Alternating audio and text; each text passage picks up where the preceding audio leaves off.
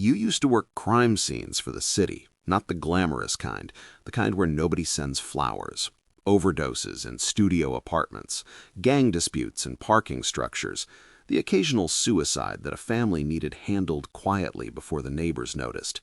You were good at it, methodical, fast.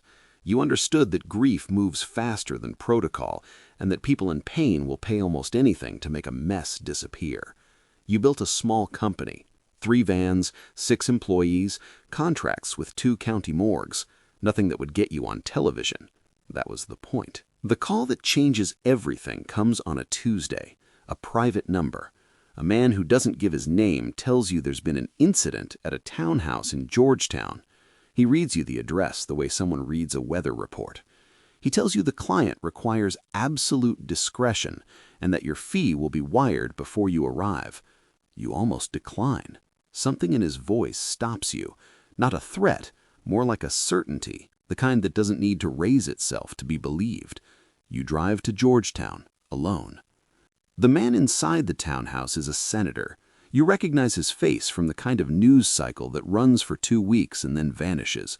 He is not the problem.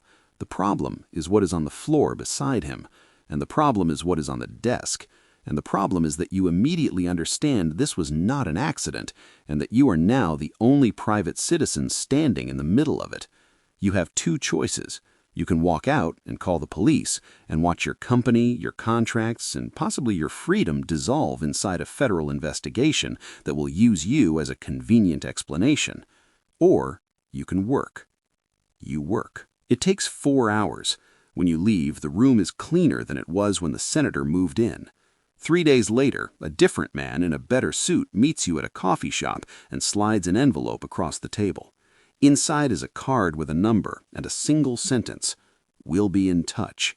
They are. Within a year, you have stopped taking county contracts. Your 3 vans are sold.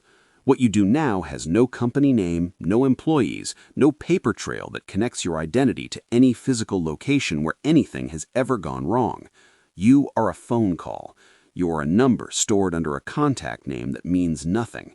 You are the person certain people reach for the way a surgeon reaches for a specific instrument, not because you are the only one who exists, but because you are the only one they trust absolutely. The work is not always blood. Sometimes it is a hard drive. Sometimes it is a hotel room that needs to look like no meeting ever happened. Sometimes it is a financial record, a photograph, a voice memo on a phone that belongs to someone who is still alive and does not yet know how close they are to not being. You learn quickly that the most dangerous cleaners are the ones who think they are neutral. You are not neutral. Every job you take makes you complicit in a structure you can feel but never fully see, and that invisibility is exactly what protects you and exactly what makes you disposable if you ever become inconvenient.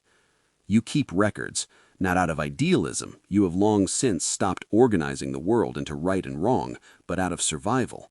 A secure server you maintain yourself, encrypted, compartmentalized, locations, dates, names, what was found and what was removed and for whom. Not enough to convict anyone who could move faster than a prosecutor, enough to make killing you more expensive than keeping you alive.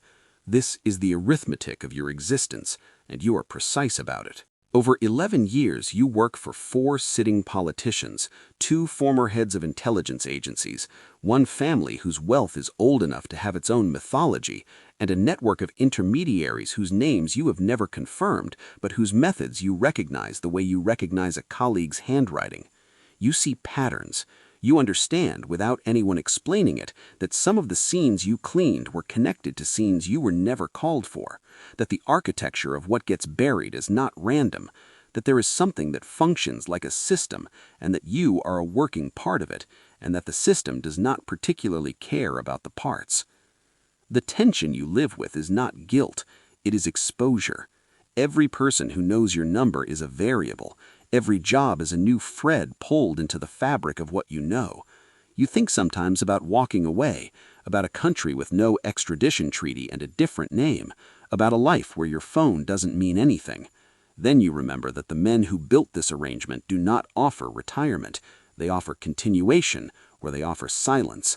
And silence in this world is not a metaphor. Your phone vibrates now. Private number. A city you haven't worked in before. A name you recognize from last week's news cycle. The kind that runs for 2 weeks and then vanishes. You already know what you'll find when you get there. You pick up. You listen. You drive.